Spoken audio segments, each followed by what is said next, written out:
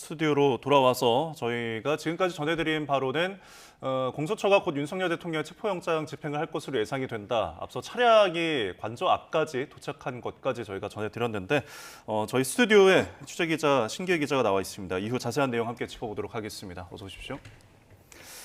자, 지금 일단은 공수처에 그 차량이 도착한 것으로까지는 전해졌는데 이후에 그러면 집행이 시작이 되는 건가요? 네, 아직은 집행을 시작했다고 말하기는 조심스럽고 집행을 시도하고 있다고 보는 게 좋을 것 같습니다. 네, 일단 그래서 주된 장소는 서울 용산구 한남동에 있는 대통령 관저, 다 같이 살펴보신 그곳이고요. 대통령 관저 외에도 여러 곳에 대해서 체포와 수색영장이 발부된 만큼 동시다발적으로 영장 집행이 이뤄지고 있습니다. 지난해 12월 31일 윤 대통령에 대해 내란 수괴 혐의로 체포영장이 발부된 지 사흘 만입니다. 체포영장 유효기간은 1월 6일까지인데 유효기간 만료 전에 전격적으로 집행에 나선 거로 보입니다. 네, 집행이 시도되고 있는 중입니다. 체포영장 집행 절차는 어떻게 됩니까? 네, 윤 대통령 체포영장은 공수처 소속의 차정현 주임검사 명의로 청구가 됐는데요. 공수처 소속의 검사와 수사관들이 체포영장 원본을 가지고 집행 장소로 가는 겁니다. 우선 영장을 집행하기 전에 피의자인 윤 대통령에게 체포영장을 제시하고 사유를 설명해야 하는데요. 또 미란다 원칙도 함께 말해야 합니다. 불리한 진술을 거부할 권리가 있고 변호사를 선임할 권리가 있다는 등의 피의자 권리를 설명하는 절차입니다. 네, 저희가 일반적으로 체포할 때 이제 미란다 원칙을 고지하는데 그 부분이 이루어질 것으로 보이고 지금 보시는 화면 보면은 왼쪽에 이제 공수처의 차량이 보이고 오른쪽에 지지하는 지지자들이 모여서 계속 어제부터 집회를 이어가고 있잖아요. 지금 체포영장을 집행하는 과정에서 이 경호처나 뭐 저기 나와 있는 지지자들과 이제 충돌할 우려가 있는데 이 부분은 어떻습니까? 네, 제가 어제 저 현장에 있었는데요. 아침부터 있었는데 아침에는 경찰 인력이 그렇게 많지 않다가 지지자들이 오후가 되면서 몰릴수록 점차 인력 배치가 늘어나는 모습을 보였습니다. 그러면서 차벽도 원래는 한 겹이었던 게 현장 취재기자들의 말에 의하면 두 겹 정도로 늘어났다고 해서요. 지지자들과의 충돌은 최대한 없게끔 경찰이 노력을 하는 것으로 보입니다. 그리고 경호처 관련해서는 그동안 대통령 관저가 군사 보안시설이라는 이유로 영장 집행을 제한할 수 있다고 밝혀왔는데요. 형사소송법 110조의 군사상 비밀 그리고 111조의 공무상 비밀 조항을 근거로 체포 시도를 막을 수 있다는 주장입니다. 그런데 윤 대통령에 대한 체포와 수색영장에는 이런 형사소송법 적용에 예외를 둔다는 적용이 적시된 걸로 파악됐습니다. 증거를 확보하려는 압수수색영장과는 달리 이번 체포영장은 피의자의 소재 파악을 위한 용도이기 때문에 법을 다르게 해석할 여지가 있다는 건데요. 이에 대해서 윤 대통령 측은 체포와 수색영장 자체가 불법, 무효라는 입장이어서 경호처와의 충돌 가능성은 배제할 수는 없는 상황입니다. 네, 판사가 체포영장을 발부하면서 형사소송법 적용에 예외를 둘 수도 있나요? 네, 체포영장을 발부한 판사의 권한이 형사소송법보다 우선하는지에 대해서는 법조계에서도 해석이 좀 분분한 상황입니다. 윤 대통령 측 변호인단은 문제를 제기를 했습니다. 서부지법 영장판사가 내란죄에 대해 수사할 권한이 없는 공수처가 청구한 체포영장을 발부하면서 형사소송법까지 예외로 두는 위법을 저질렀다는 겁니다. 그러면서 영장을 발부한 판사에 대해서 대법원이 진상조사를 벌이고 직무배제, 징계처분까지도 해야 한다고 주장하고 있는데요.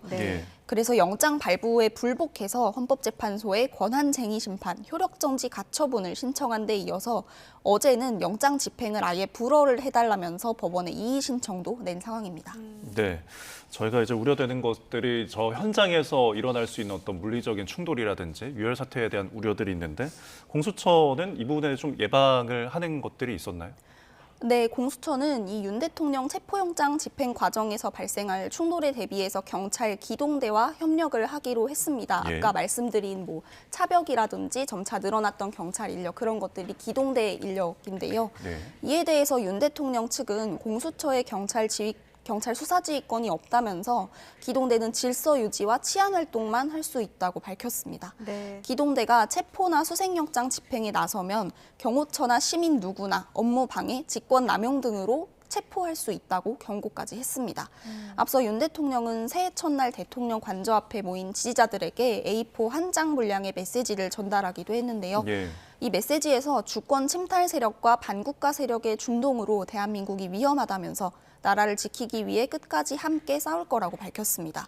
체포영장 집행 사실이 알려지면서 지금 보시는 것처럼 더 많은 인파가 몰렸는데요. 찬반 양측이 매일 집회를 벌여왔습니다. 그래서 관저 앞에 긴장도가 높아지고 있는 만큼 현장이 혼란해질 수 있는 우려가 있는 것도 사실입니다. 네, 그렇습니다. 이 공수처가 관저까지 이제 진입을 해서 집행이 끝나게 되면 윤 대통령은 이제 어디로 어떻게 이동을 하게 됩니까? 네, 공수처가 청구한 영장이기 때문에 공수처로 갑니다. 공수처 과천 정부청사 5동에 있는 공수처 내부 시설에 윤 대통령을 인치를 할 방침인데요. 네. 예. 관저에서는 17km 정도 떨어진 곳으로 교통이 통제되면 10여 분 정도 만에 도착할 수 있는 거리입니다. 네. 네, 그래서 공수처 안에서 네. 이제 조사를 받게 되는 거죠? 네, 맞습니다. 그래서 공수처는 이제 박근혜 전 대통령 등 과거 대통령들을 조사했던 사례를 참고해서 조사실을 마련했습니다. 윤 대통령이 체포될 경우에는 공수처는 체포 시점부터 48시간 안에 구속영장 청구를 할지 결정을 해야 되는데요. 이 48시간 동안에는 체포가 된 예. 네네, 이 48시간 동안에는 의왕에 있는 서울구치소에 윤 대통령이 구금될 거로 보입니다. 네. 네, 현재까지 좀 들어온 내용들을 좀 정리를 해드리면은 고위공직자범죄수사처가 윤석열 대통령에 대한 체포를 시도하고 있다. 지금 자막으로 나가고 있는데요. 이 부분이 일단은 들어와 있고요. 그리고 윤석열 대통령 체포영장을 곧 집행할 것으로 보인다라는 관측까지 있습니다. 대통령 조사를 대비해서 질문지를 200페이지 정도 준비를 했다는 내용이 들어와 있는데 앞서 저희가 알려진 부분이 한 100쪽 정도 됐는데 더 많아진 것 같긴 합니다. 대통령 체포 시도에 한남동 관저에선 여전히 충돌 우려가 있는 상황이고요. 보시는 화면처럼 지지자들이 굉장히 많이 있고 또 차량 차벽도 경찰 차벽도 2중으로 3중으로 서 있는 상황이고요. 관저 주변에 새벽부터 이 대통령 지지자들 수백 명이 집결을 해서 어제부터 이어지고 있습니다만 그래서 충돌 우려가 있는 상황입니다. 경찰은 이 물리적인 이제 충돌을 대비하기 위해서 집회 관리를 위해서 경력은 2,800여 명 정도 배치를 했습니다. 그렇다 보니까 주변에 교통이 혼잡이 계속 이어지고 있는 상황이고요. 지지자들은 여전히 체포영장에 대한 집행을 막겠다라고 하는 입장을 밝히고 있습니다. 자, 지금까지 들어온 내용들 좀 정리를 해봤고요. 그러면 윤석열 대통령이 만약에 이제 체포가 집행이 돼서 공수처의 그 조사실로 들어온다면은 조사는 누가 맡게 되나요? 네, 공수처는 아무래도 현직 대통령에 대한 조사는 헌정사상 처음이기 때문에 그에 맞는 격식과 예우를 갖추기 위해서 고민을 한 걸로 보입니다. 윤 대통령에 대한 체포영장을 직접 청구한 차정현 주임검사 그리고 이대환 부장검사가 직접 조사에 참여를 할 걸로 보입니다. 예. 공수처가 경찰과 함께 공조수사본부를 꾸리고 있는 만큼 경찰 국가수사본부 특별수사단 관계자도 이 과정에 참여할 가능성이 있습니다. 아까 말씀해 주신 것처럼 공수처는 200쪽에 이르는 질문지를 준비를 한 거로 알려졌는데요. 네. 청사 5동 내부에 별도의 조사실을 만들고 영상 녹화를 위한 장비도 모두 준비해둔 상태입니다. 윤 대통령과 변호인 자리 맞은편에 아까 말씀드린 이대환 부장검사 그리고 차정현 주임검사가 앉아서 조사를 진행하게 되는데요. 네. 조사실은 일반 검사실 정도의 크기이고 복도 건너편에 비슷한 크기의 휴게실도 따로 준비한 걸로 전해집니다. 휴게실에는 소파랑 테이블이 마련되고 간단한 음료도 준비될 예정인데요. 예. 다만 윤 대통령이 어떻게 조사에 임할지에 따라서 조사 방식이나 시간, 횟수는 많이 달라질 수 있습니다. 예. 과거 대통령 조사가 이루어졌을 때랑 비교하면 또 어떻게 될까요? 네, 윤 대통령은 탄핵소추로 직무가 정지되긴 했지만 아직까지는 현직의 신분이 맞기 때문에 예. 과거 사례와 비교하는 데 한계가 있긴 합니다. 과거에 네. 조사를 받았던 대통령들은 모두 임기가 끝났을 때 조사를 받았기 때문인데요.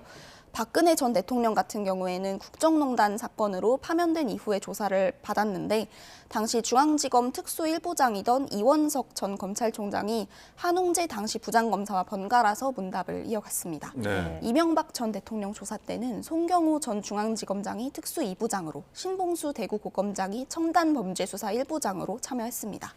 노무현 전 대통령의 경우에는 퇴임 후에 박연차 게이트로 검찰 조사를 받은 적이 있고요. 조사실에는 당시 우병우 부장검사, 전 청와대 민정수석이죠. 우병우 전 부장검사가 피의자 신문에 참여를 했습니다. 과거에는 대통령에 대한 예우 차원에서 바로 조사실로 향하지 않고 수사기관장과 간단히 티타임을 가지기도 했는데요. 네. 이번에도 조사에 앞서서 이재승 공수처 차장검사가 윤 대통령을 맞이할 걸로 예상됩니다.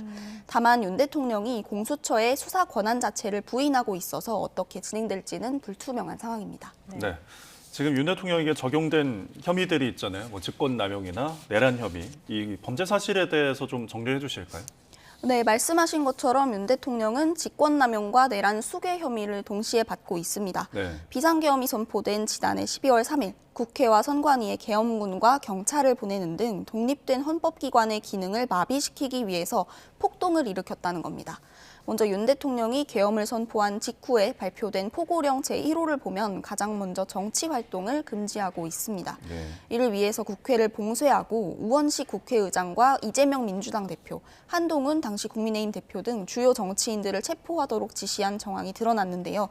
윤 대통령이 직접 총을 쏴서라도 문을 부수고 들어가서 국회의원들을 끌어내라고 지시를 했다거나 네. 계엄을 2번, 3번 선포하면 된다고 말했다는 증언들이 쏟아져 나왔습니다. 특히 최근 검찰이 구속 기소한 김용현 전 국방부 장관이나 여인형 방첩사령관 등의 공소 사실을 살펴보면 대통령이 직접 개입한 정황들이 드러나 있습니다. 네. 지금 이에 대해서 대통령 측에서는 또 혐의를 부인하고 있지 않습니까? 네, 맞습니다. 윤 대통령 측은 크게 3가지 이유를 들어서 내란 수괴 혐의를 부인하고 있습니다. 먼저 비상계엄을 선포하는 것은 고도의 통치 행위로 대통령 고유의 권한이기 때문에 사법심사의 대상이 아니라는 겁니다. 네. 그래서 수사나 재판으로 따질 문제가 아니라고 맞서고 있고요. 또 내란죄 관련해서는 국헌 문란의 목적이나 폭동이 없었다고 주장하고 있는데요. 국회를 실제로 마비시키려면 일단 물과 전기부터 차단하고 인적이 드문 주말 새벽에 기습적으로 단행했을 거라는 겁니다. 당시 대국민 담화에서도 이 같은 내용을 밝힌 적이 있는데요. 또 계엄 당시에 부상자가 한 명도 나오지 않았고 질서 유지를 위해 소규모 군인이 투입됐을 뿐 실탄도 챙기지 않았다면서 폭동이 아니라고 주장하고 있습니다. 다만 국회에서 있었던 질의에서 이와 네. 반대되는 관계자들의 진술이 나왔던 만큼 수사를 통해 진실이 밝혀질 걸로 보입니다. 네. 헌정사상 처음으로 현직 대통령에 대한 체포영장 시도가 이루어지고 있는데 아까 언급하신 것처럼 지금 관계자들의 상반되는 진술도 나오고 있고 어떤 절차로 그동안 수사가 진행이 됐는지 좀 상황과 절차를 좀 짚어주실까요? 네, 먼저 윤 대통령이 지난해 12월 3일 비상계엄을 선포하면서 이번 수사의 발단이 됐습니다. 이후 일주일 만에 윤 대통령에 대한 출국금지 조치가 이뤄졌고요. 검찰은 군검찰과 함께 특별수사본부를, 경찰과 공수처는 국방부 조사본부와 함께 특별수사단을 구성했습니다. 이 과정에서 수사 경쟁 논란이 불거지기도 했는데요. 윤 대통령에 대해 경찰과 공수처는 12월 18일, 25일, 29일 이렇게 3차례에 걸쳐서 소환을 통보했고 예. 검찰은 12월 15일, 21일 2차례에 걸쳐서 피의자 신분으로 소환을 통보했습니다. 네. 결국 지난해 12월 18일 검찰이 윤 대통령 사건을 공수처로 이첩하면서 수사권 논란이 어느 정도 마무리됐는데요. 이후에 윤 대통령이 공조수사본부의 출석 요구서 송달과 압수수색 절차를 모두 거절하면서 지난 12월 30일 새벽 0시 공조본이 윤 대통령에 대해 체포영장을 청구했습니다. 법원은 33시간에 걸친 고심 끝에 2024년 마지막 날인 12월 31일 오전에 윤 대통령에 대해 내란 수괴 등의 혐의로 체포영장을 발부했습니다. 네. 지난 한 달 동안 분주하게 수사가 이루어졌는데 만약에 오늘 체포영장 집행이 성사가 되지 않으면 어떻게 됩니까? 네, 법원이 발부한 체포영장은 1월 6일까지 유효합니다. 유효기간이 끝나기 전까지는 이번에 발부된 영장으로 여러 차례 다시 집행을 시도할 수는 있는데요. 예. 다만 그 과정에서 체포영장 유효기간이 끝나게 되면 다시 법원에 체포영장을 청구해서 법원의 판단을 구해야 될 것으로 보입니다. 네. 알겠습니다. 일단은 오늘 체포영장 집행이 어떻게 진행이 될지 현재가 지금 시도가 되고 있는 상황인 점까지는 저희가 소식 전해드리고 있습니다. 이후에 들어오는 새로운 소식은 들어오는 대로 함께 또 이야기 나눠보도록 하겠습니다. 지금까지 신기혜 기자와 함께 윤 대통령의 체포영장 집행과 관련한 속보 내용들 살펴봤습니다. 오늘 말씀 고맙습니다.